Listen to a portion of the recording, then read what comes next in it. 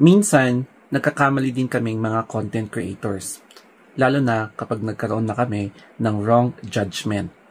Recently, nagkaroon kasi ako ng false impression to a certain individual na humihingi ng tulong. As a content creator, lapitin tayo ng mga scammer and kung sino-sino ng mga online hackers na gustong kunin yung ating account, diba?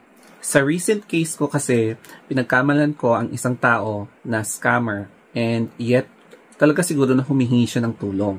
And siguro, by my misjudgment, talagang syempre sumama yung loob niya, no?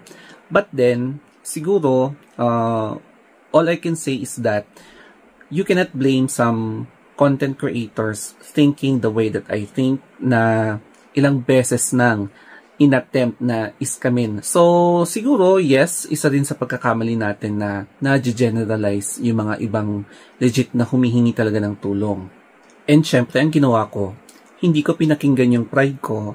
I composed myself and then inalis ko yung ego ko and made an apology to this person. And syempre, inaako ko naman yung pagkakamali ko, no? Realizing na hindi lahat ng mga lumalapit sa'yo ay scammer. Ang sinabi ko sa kanya, apologies, my mistake na hindi ako naging careful. So, this will be a learning experience for me to become more careful next time. Tapos, eto pa, na it is okay to unfollow me kung nagpo-follow siya or nag-like siya because of my reckless behavior. So, syempre talagang nag-apologize talaga ako sa kanya, no? And then, ina-expect ko magagalit talaga siya. Pero hindi.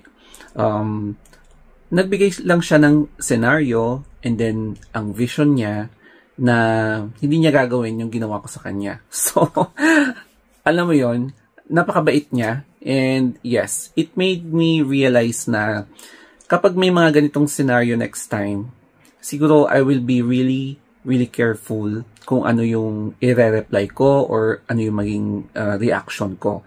So, yun ang isa sa mga realization na minsan nagiging mistakes ng mga content creators like me.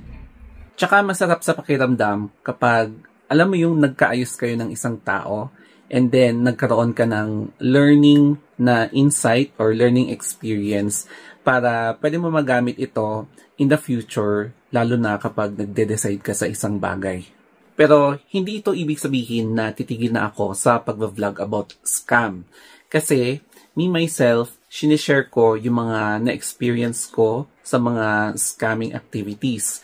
Tapos, para na rin magkaroon ng awareness ang mga viewers kung ano yung gagawin nila to avoid being scammed or para matigilan na nila yung mga tao na nag-a-attempt na i-scamin sila. Lalo na, for example, yung mga loaning scams na yan. Kaya next time, I will be really, really more careful kung ano yung mga i-reply ko. In any case, may similar cases na mangyayari ulit in the future.